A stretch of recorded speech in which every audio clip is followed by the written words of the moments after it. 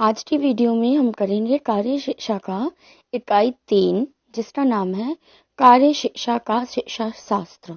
यानी कि अभी हम वर्क एजुकेशन का जो पेडागोजी होता है वो पढ़ेंगे हम इस यूनिट में। तो सबसे पहले चलते हैं इसके फर्स्ट टॉपिक की तरफ जो है प्राथमिक स्तर पर कार्य शिक्षा के उद्देश्य कि प्राइमरी लेवल पर हम बच्चों को वर्क एजुकेशन क्यों पढ़ाएं, इसका क्या महत्व है, क्या आवश्यकता है, क्या भूमिका है, क्या उद्देश्य है, ये सारी चीजें यहाँ पे हम पढ़ेंगे। बहुत ही इंपॉर्टेंट टॉपिक है, पेपर में भी क्वेश्चंस आते हैं इसमें से। सबसे पहली कि छात्रों में परस्पर सहयोग की भावना जागृत करने के लिए कि बच्चे जो है ना वो जब साथ में काम करेंगे तो एक दूसरे की मदद करने की भावना भी उनके अंदर आएगी और साथ में एक दूसरे की हेल्प करेंगे। विविधता पूर्वक कार्यों को समझना कि रोज एक ही काम नहीं करना, स्कूल में आ गए पढ़कर चले गए, बल्कि अलग अलग कामों को विविधता पूर्वक करेंगे। कभी ड्राइंग बनाएंगे, कभी हम उनसे पेंटिंग करवा रहे हैं, तो इससे क्या होती है, विविधता आती है। उत्पादक कार्य से परिचय कराना कि वो जो प्रोडक्टिविटी वाले जो काम है बच्चे उससे क्या हो जाएंगे, अवगत हो जाएंगे। आत्मनिर्भरता, श्रम के प्रति निष्ठा व सहयोग की भावना लाना कि जो लोग श्रम करते हैं उस तो हमें उन्हें भी सम्मान की नजर से ही देखना है। छात्रों को समाज के लिए उपयोगी बनाना कि वो छात्र जो है वो कुछ ऐसी कलाएं सीखे जिससे समाज में योगदान भी दे सके। सामाजिक समस्याओं के प्रति जागरूक बनाना, रुचि की पहचान करके उनकी कुशलता पर बल देना। हम क्या करेंगे, जब बच्चा ऐसे कामों में संलग्न होता है तो हमें ये भी पता चलता है कि बच्चे का इंटरेस्ट किस तरफ है। और जब हमें ये पता चल जाए कि ये बच्चा जो पहली क्लास में होते हुए भी बहुत अच्छी ड्राइंग बना रहा है, तो फिर हम उसको जो है उसी में आगे प्रोत्साहन देते हैं कि तुम ड्राइंग्स बनाओ, और फिर वो आगे चल के कुशल हो जाता है। टीम वर्क के प्रति निष्ठावान बनाना, टीम वर्क और सामाजिक सेवा कार्य से परिचय कराना और राष्ट्रीय भावात्मक एकता का भाव जागृत करना।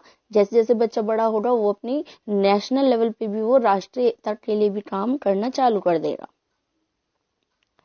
आगे चलते हैं, अगला जो हमारा टॉपिक है वो गतिविधि। इसका ये मतलब है कि आप प्राइमरी लेवल तक में बच्चों के लिए एक गतिविधि तैयार कीजिए वर्क एजुकेशन की।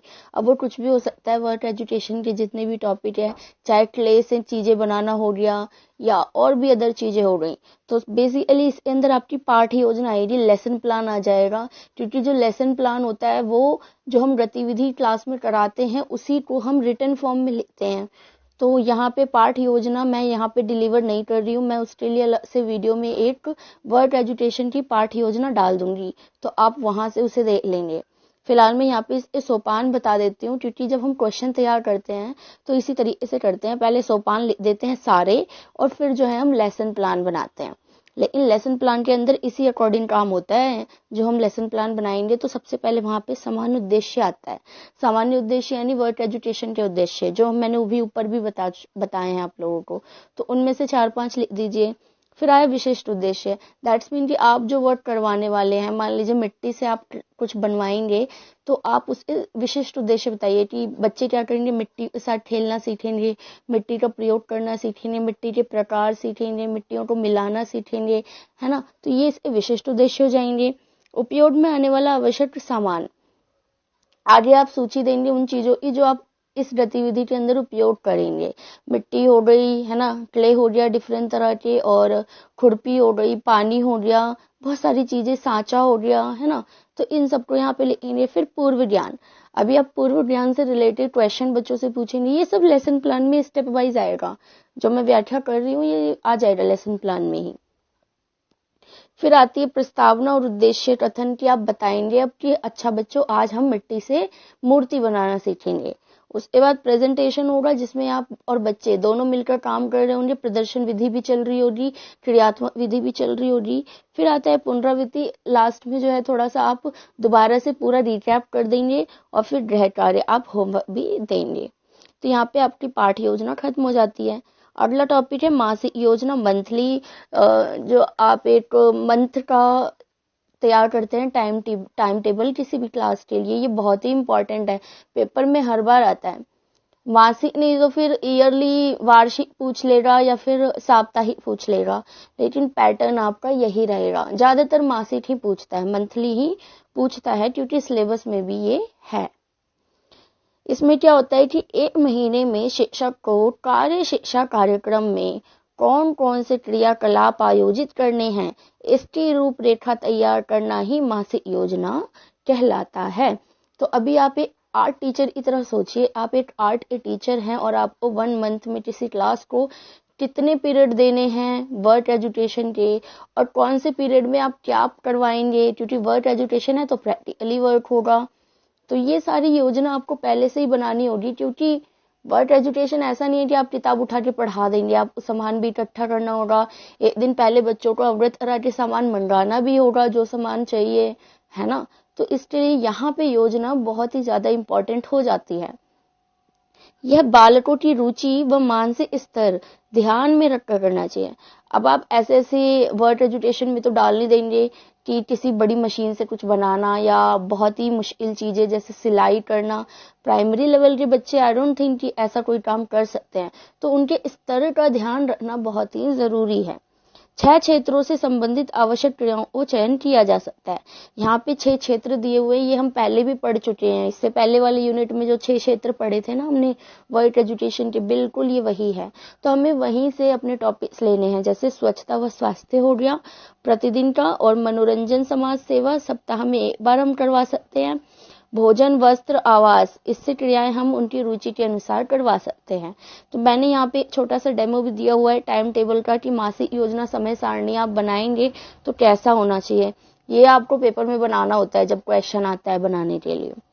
यहाँ मेरा कुछ खास मतलब टेढ़ी मेढ़ी लाइन हो रही है, लेकिन पैटर्न आपको यही रखना है। आप इसको थोड़ा बड़ा बड़ा और पेंसिल से हेडिंग्स डाल के सुंदर सुंदर बनाएंगे तो बहुत ही अच्छा लगेगा। फिलहाल हम समझ लेते हैं कि किस तरह से तैयार हुआ है। सबसे पहले क्रम संख्या आएगी 1 2 3 4। क्यों क्रम संख्या 4 है? क्योंकि हम महीने ए 4 हफ्तों की बात कर रहे हैं। बेसिकली 4 ही हफ्ते होते हैं। यहाँ पे सप्ताह आ गया, पहला, दूसरा, तीसरा, चौथा। अब आपको प्राप्त कालांश, आपको कितने पीरियड मिले हैं? 6। पहले सप्ताह में आपको 6 पीरियड मिल रहा है रेगुलर।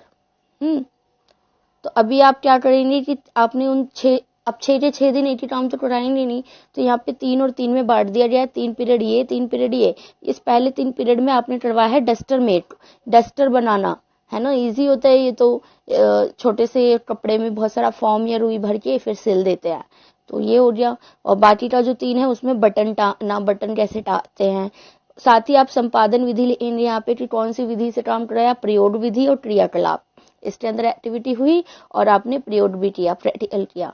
आवश्यक क्षेत्र, अब आप इसका क्षेत्र बताएंगे ये किस में से संबंधित है। ये जो ऊपर मैंने 6 बताए थे उसमें से ये कौन सा है, तो ये सामुदायिक और सेवा वस्त्र है कि बच्चे जो है इसमें सामुदायिक तौर पर अगर आवश्यकता हो तो बच्चे बटन टाँगना, डस्टर बना के प्रोवाइड करना, ये सब यहाँ से रिलेटेड है। दूसरे हफ्ते में हमें मिल रहा है 8 पीरियड। मान लीजिए एक दिन में 2 पीरियड मिल गया, ठीक है। यहाँ पे क्लास मेंशन नहीं है, अगर पेपर में क्लास मेंशन हो तो आप एक और कॉलम बना के क्लासेस ऐड कर देंगे, अदरवाइज इसी तरीके से बनाएंगे। तो मैंने यहाँ पे क्या किया, 4 और 4 पीरियड अलग अलग कर लिए। पहले 4 पीरियड में मैंने कक्षा की सफाई वाला लिया जो कि क्रियाकलाप है और सामुदायिक सेवा से संबंधित क्षेत्र है। अगले 4 में हमने राखी बनवाई, राखी बनाना, इसमें प्रदर्शन व क्रिया विधि, या प्रदर्शन यानी मैंने अपनी बनाई हुई राखी दिखाई और क्रियाकलाप भी कराया। ये संबंधित है सेवा व स्वास्थ्य से, स्वच्छता से, ठीक है। आगे चलते हैं। 6 पीरियड दोबारा मिल रहे, 3-3 में डिवाइड किया। पहले 3 में बुक मार्क बनवाते हैं, दूसरे में पेड़ और पौधे लगाना। दोनों की ही जो संपादन विधि है वो क्रियाकलाप, और आवश्यक जो क्षेत्र है उसका वो कला और मनोरंजन हो गया बुक मार्क का, और पौधे लगाने का स्वच्छता हो गया।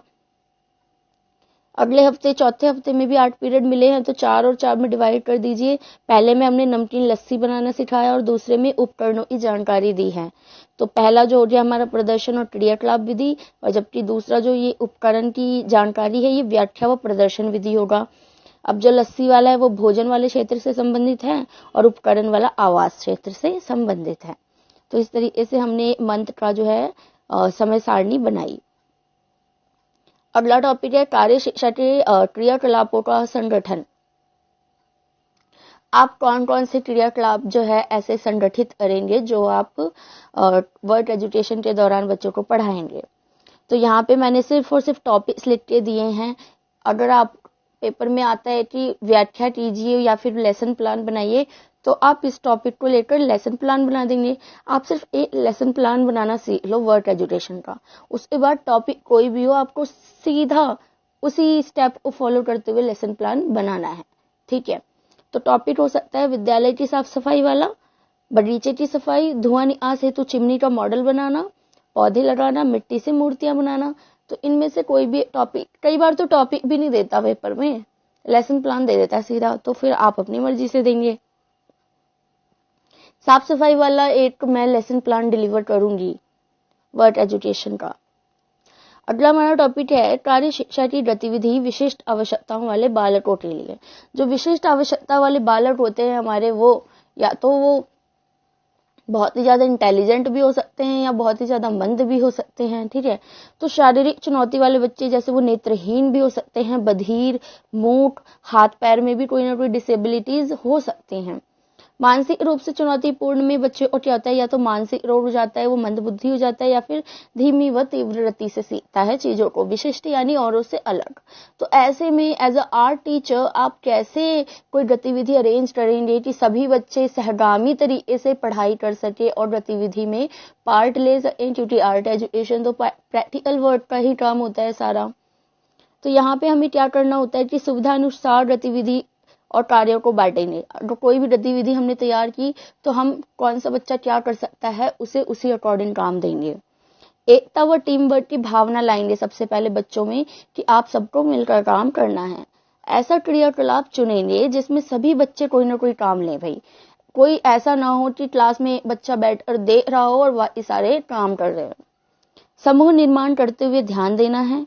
क्रियाकलाप विशेष रूप से तैयार किया जाना चाहिए। इन बालकों की क्षमताओं का पता लगाएं। जो तीव्र गति से सीख रहे हैं या विशिष्ट बच्चे हैं तो कहीं ना कहीं उनमें कोई ना कोई गुण है, तो हम उसका पता लगाकर उससे रिलेटेड काम उन्हें देंगे। सभी प्रकार के विशेष बालकों के कार्य करने के स्तर का पता लगाना है और एक उपयुक्त समय सारणी का भी निर्माण करना है। क्योंकि अगर हमारे पास टाइम टेबल होगा पहले से ही तो हमें बाद में दिक्कत नहीं होगी अपने लेसन को डिलीवर करने में।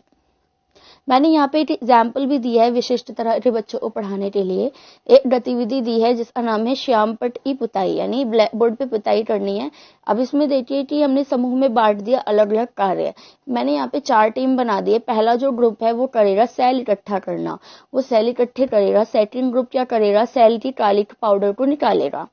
तीसरा ग्रुप उसे डिब्बा या बाल्टी में डालकर घोल बनाएगा और चौथा ग्रुप पुताई करेगा। अब ये एक गतिविधि है। यहाँ पे क्या हुआ, पोलियोड्रिस बच्चा जिसके पैर में कोई डिसेबिलिटी है वो भी इस क्रियाकलाप में से उत्तरदायित्व ले सकता है। जैसे कि क्या करेगा, वो सेल की काली पाउडर निकाल सकता है ना, इसके लिए तो उसे भागने की जरूरत नहीं है, या वो घोल बना सकता है बाल्टी में। तो इस तरीके से हम गतिविधि का चयन करेंगे। सभी बच्चों की समान भागीदारी होगी इसमें। बच्चे अपनी मर्जी के हिसाब से कोई सा भी ग्रुप ज्वाइन कर लेंगे, है ना। बच्चों में उत्साह होगा क्योंकि वो अपनी इच्छा अनुसार और सुविधा अनुसार कार्य कर रहे हैं। अगला टॉपिक,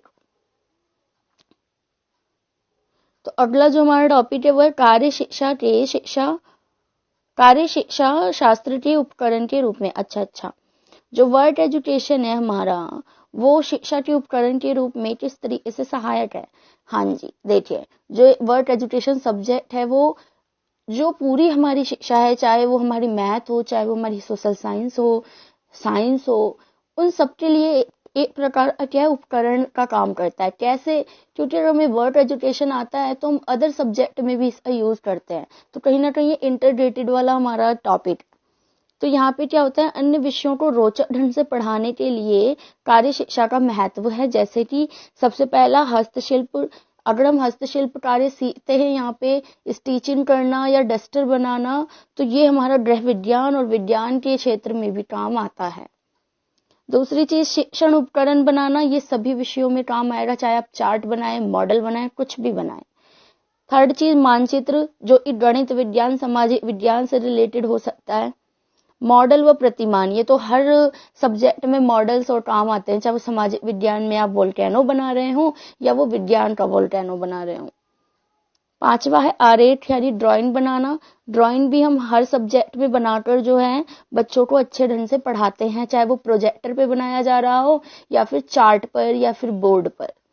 छठा है पोस्टर बनाना। ये भी हमारे जो है पर्यावरण से रिलेटेड हो सकता है, सामाजिक विज्ञान से रिलेटेड हो सकता है, विज्ञान से रिलेटेड हो सकता है। चार्ट हमारा बुलेटिन बोर्ड, जो हमारा सूचना पट होता है विद्यालय का, उसको अगर सजाना है, उस पर कोई सूचना देनी है तो। फ्लैनल बोर्ड के बारे में मैंने ईटी के जो ईटी का यूनिट था उसमें बताया था कि फ्लैनल बोर्ड जो होता है छिद्रों वाला बोर्ड होता है, जिसमें जो अंक या वर्ड होते हैं उसको ऐसे घुसा घुसा कर लिखा जाता है, तो वो भी बच्चा तैयार करेगा। ग्लोब बनाना भी बच्चा कार्य शिक्षा के द्वारा ही सीखता है। तो इस तरीके से अन्य शिक्षा को सीखने के लिए भी बच्चा वर्ड एजुकेशन का यूज करता है या टीचर करते हैं। तो ये आपका यूनिट 3 था वर्ड एजुकेशन का। अब इसके 2